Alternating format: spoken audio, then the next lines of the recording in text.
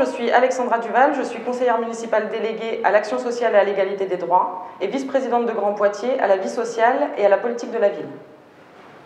Bonjour, je suis Sandra de Foulounou, assistante sociale détachée, conseillère pénitentiaire d'insertion et de probation au SPIC de Poitiers et coordinatrice du réseau violence conjugale à Poitiers. Bonjour, Angélique Revesque, éducatrice spécialisée. Je travaille à Audacia sur des structures d'hébergement et je suis co-coordinatrice du réseau violence conjugale de Poitiers. Amélie Bertin, travailleure sociale au commissariat de police de Poitiers, éducatrice spécialisée au Prisme et coordinatrice du réseau violence conjugale de Poitiers. Le 25 novembre avait lieu la journée internationale de lutte contre les violences faites aux femmes. À cette occasion, je tiens à réaffirmer l'engagement de Poitiers et de Grand Poitiers dans cette cause. Pour lutter contre les violences sexistes et sexuelles, pour lutter contre les violences intrafamiliales, on a besoin de s'appuyer sur un réseau d'associations locales, de professionnels avec lequel travailler. Et ce soir, vous allez nous présenter ce réseau. Donc ce réseau, le réseau violence conjugale de Poitiers, il existe depuis une dizaine d'années. Et l'idée vraiment, c'est de pouvoir échanger autour de la question des violences au sein du couple de manière pluridisciplinaire. Donc c'est des instances qui réunissent un grand nombre de professionnels de tout horizon différents parce que la violence, elle est partout. La violence, elle est complexe. Et la violence, elle a besoin de se parler, de se nommer et d'échanger pour trouver des solutions adaptées à chaque situation. Et c'est en ça que ce réseau est vraiment une plus-value pour chacun des professionnels qui se retrouvent autour de la table et surtout des personnes concernées. L'idée, c'est d'échanger autour de la question des violences au sein du couple, mais qui regroupe les personnes victimes, les personnes auteurs ou autrices de violences, mais également de parler des enfants qui peuvent être témoins et des impacts que cela peut avoir et de la violence intrafamiliale que cette problématique génère globalement. De pouvoir optimiser au maximum la prise en charge de cette question-là et que chaque professionnel parvienne à s'identifier et à pouvoir se contacter d'une manière plus naturelle et simple pour pouvoir peut-être accélérer les processus de prise en charge qui sont souvent fastidieux et essayer d'éviter de rajouter de la violence à la violence. Voilà en 2 mots si on pouvait définir le réseau violence conjugale de Poitiers. Et je rajouterai une dernière chose, c'est qu'au jour d'aujourd'hui, il y a entre 40 et 60 professionnels autour de la table qui se réunissent tous les mois et demi avec un panel très élargi de professionnels et d'associations et de bénévoles qui s'inscrivent dans cette démarche de réflexion. Ce qui semble important, c'est donc effectivement la formation et la sensibilisation.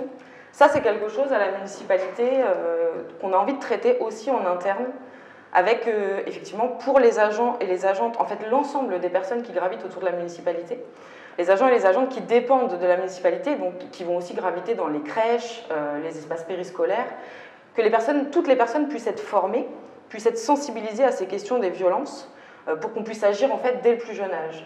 Ça pour nous c'est vraiment fondamental. Ensuite il y a aussi l'importance d'avoir des réponses coordonnées dans un lieu par exemple. On a vraiment envie de porter cette idée d'un lieu, d'un espace unique qui pourrait permettre aux femmes de trouver des conseils, de trouver de la ressource, de trouver des contacts et une sécurité. Voilà, tout ça au même endroit, qu'on arrête de morceler et qu'on puisse répondre de façon globale aux violences systémiques que peuvent subir ces femmes. Au niveau du réseau, vous avez des projets qui vont dans ce sens. Est-ce que vous pouvez nous les expliquer ? L'Université de Poitiers a pu manifester son intérêt sur la question des violences conjugales au réseau de Poitiers. Et dans ce cadre-là, une recherche-action est née, avec une première étape qui a eu lieu à l'espace Mendès France en novembre 2019 sur un colloque qui s'intitulait « Les violences masculines faites aux femmes ». Suite à ce colloque, une proposition d'édition d'un livre avec les intervenants sur ce colloque a été faite. Et dans un second temps, un état des lieux, toujours dans le cadre de la recherche-action, se fait, et tout particulièrement en lien avec la période de confinement. Il y a déjà eu un travail qui avait été mené en amont par Angélique Revesque sur un état des lieux, sur la prise en charge des victimes sur le territoire, auquel elle avait pu associer les 5 réseaux sur le département qui sont Poitiers, Châtellerault, Loudun, Civray, Montmorillon. Et là, l'idée, c'est de pouvoir continuer, qu'il puisse y avoir une extension de cet état des lieux, tant sur, on reste toujours sur la question des violences intrafamiliales, tout en gardant là pour le coup un prisme sur la prise en charge des auteurs sur cette période-là, ainsi que sur la prise en charge des enfants. Au-delà de cette dynamique partenariale départementale, il était de notre intérêt en fait de porter la parole des victimes. Et cet état des lieux qui a été porté par la délégation aux droits des femmes et à l'égalité et les services de l'État m'ont permis d'interroger 68 personnes, majoritairement des femmes victimes, qui ont pu en fait porter des constats sur le manque de visibilité des associations spécialisées sur le territoire, sachant qu'effectivement on a de nombreuses associations au niveau départemental, mais qui sont peu visibles par les victimes. Les victimes ont pu porter en fait à notre connaissance la nécessité en fait de la création d'un lieu unique parce qu'elles se sentent morcelées et finalement elles n'ont pas recours aux services proposés sur le territoire. Et l'objectif en fait de ce lieu unique, ça permettrait en fait d'avoir un espace dédié où les femmes n'auraient pas besoin de multiplier les démarches sur le territoire et trouver les informations dans un lieu sécure conçu pour les accueillir, aussi bien les victimes adultes mais que les enfants. Et je pense qu'il y a des modèles qui pourraient être dupliqués, comme celui de Bordeaux ou le lieu Citadelle à Nantes. Et dernièrement, il y a eu la création de la maison de soins à Brive-la-Gaillarde, qui correspondrait en tout cas à l'analyse que les réseaux et au constat des victimes ont pu faire sur une prise en charge globale, nécessaire et systémique, qui proposerait aussi bien un lieu ressource pour les victimes, adultes, enfants, qu'une prise en charge adaptée aux auteurs. Et justement, pour répondre à cet enjeu-là de prise en charge, enfin prise en compte de la violence de façon globale, on pense aussi qu'un lieu unique comme ça permettrait aussi à toutes les femmes victimes de différentes formes de violence. On parle de violence intrafamiliale, mais il y a aussi la violence sexiste qu'on peut subir au quotidien, notamment quand on parle de la place des femmes et des filles, de leur place dans l'espace public en fait. Aujourd'hui, on voit que c'est très difficile pour les jeunes femmes, les jeunes filles, les femmes, enfin à tout âge, de prendre leur place dans l'espace public, et ça c'est quelque chose sur lequel on a vraiment envie de travailler.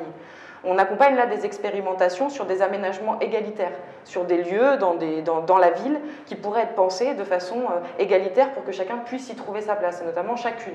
Voilà, donc ça permettrait de relier un petit peu la réponse aux femmes victimes de violences, mais aussi sur une perception plus globale dans la ville des questions des violences sexistes et sexuelles à tous les âges de la vie.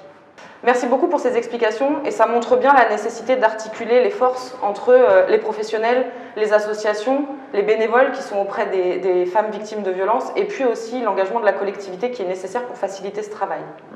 Merci à vous. Merci. Enfin, nous appelons chacune et chacun à être vigilants.